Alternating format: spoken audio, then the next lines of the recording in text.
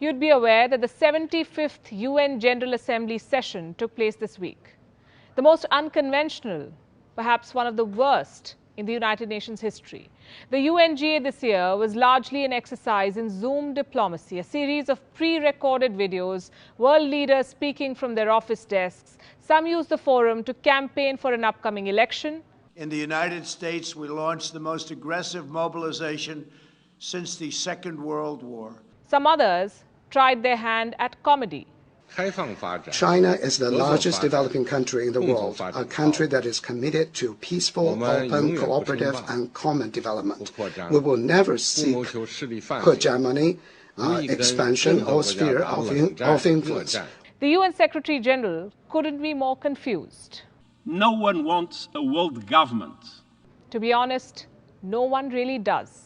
Because the United Nations has become a platform for countries to abuse each other, a forum for world leaders to impress their domestic audience and tell others what to do.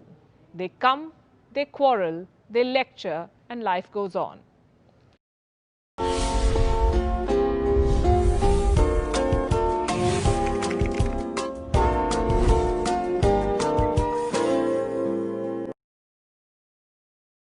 Now pause for a moment and ask yourself, why was the United Nations formed? The UN website lists a few points. I'm sure most of you will recall studying them in your civics textbooks. The UN's raison d'etre: to maintain international peace and security, to arbitrate armed conflicts, to prevent wars from happening again, and to ensure a better future for the world. Has the UN delivered on these lofty promises? The short answer is no. The long answer as follows.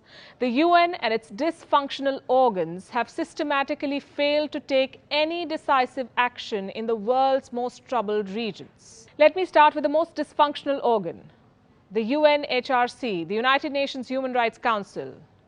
Until January this year, this body consisted of the biggest human rights abusers in the world. Cuba, a country famous for arbitrary imprisonment and unfair trials, Venezuela, brutal dictatorship, and China. I don't even need to tell you what China does. It is the most peace-loving, virus-spreading country in the world. Now let's talk about the UNHRC's failures. Monumental. The body has provided cover for some of the world's most inhumane regimes. The UN has, in similar fashion, stood by during episodes of genocide in several parts of the world. Rwanda, Congo, Cambodia, Yugoslavia, the list is long. The body has failed victims of genocide way too often. UN peacekeepers usually enter the scene after a conflict has ended, or thousands of civilians have been killed. In some cases, UN peacekeeping missions have been themselves found guilty of the most horrendous crimes. And that's not all. The United Nations has failed in another core mission, solving disputes. Be it the decades-old Israeli-Palestinian conflict or the ongoing civil wars in Syria and Yemen, UN missions have gone to these countries and failed to deliver. Which United Nations body is tasked with solving these disputes and conflicts? The UN Security Council. What has it done? It has given 5 countries disproportionate power. These 5 countries hold the UN hostage. They have the power of the veto, a power that each one of them has misused. Britain and France have misused the veto against Egypt during the Suez crisis. Russia uses the veto against resolutions condemning Syria. Any resolution against Israel is consistently vetoed by the United States. And China uses the veto to block India's bid to ban Pakistani terrorists. It's been 7 decades since the Second World War, and only the so-called victors of this war possess the power of veto, plus China. How is this fair? Why can't countries like Japan, South Africa, and India have the right to veto? More than 200,000 Indians have served in 49 of the 71 UN peacekeeping missions since 1948. 160 Indians have lost their lives serving under the United Nations flag. India is the 4th highest troop contributing country at the United Nations. A total of 6,700 Indian troops are deployed for UN peacekeeping missions. In 2007, India became the first country to deploy an all-women contingent to a UN peacekeeping mission. The formed police unit in Liberia provided 24-hour guard duty and conducted night patrols in the country's most troubled regions. How long can India and the rest of the UN members be expected to follow the decisions and diktats of the P5 nations? Nations like China, which is trying to control the United Nations one post at a time, Beijing has installed its diplomats in key positions across UN agencies. The United Nations has a total of 15 specialized agencies. Chinese officials lead 4 of them. The UN Department of Economic and Social Affairs, led by Liu Zhenmin, China's former Vice Minister for Foreign Affairs. The Secretary General of the United Nations International Telecommunication Union is Mr. Zhao Hulin.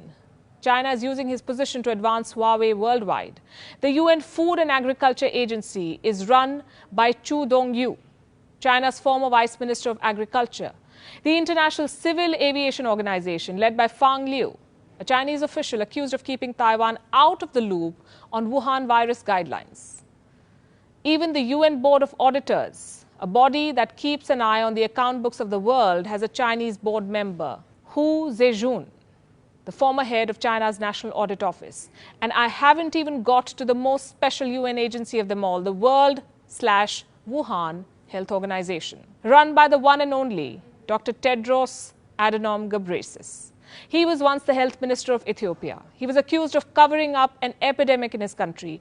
China whitewashed his crimes and vehemently backed his selection to the post. He now runs the World Health Organization, and look where we are.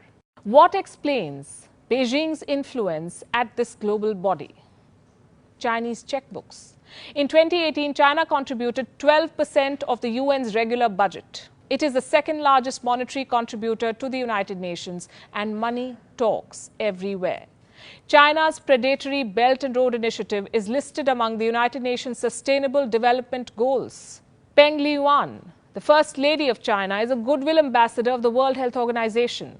UNESCO has appointed her as a special envoy for female education. What about India, the world's largest democracy and home to 1/5 of the world's population? The UN's hypocrisy on Kashmir is astounding. In June 2018, the then UN High Commissioner for Human Rights released a report on Kashmir.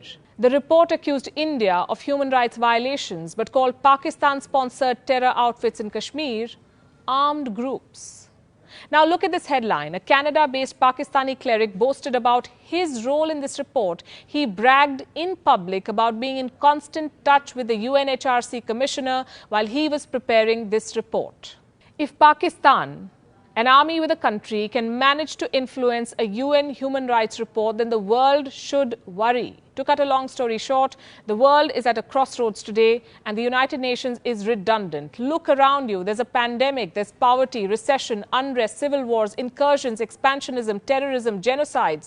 The United Nations has failed the world in almost every possible way. It is a bureaucratic behemoth that bends to the biggest sponsors. It needs to reform or be replaced.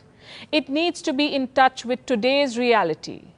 It needs to give the due position to today's global players.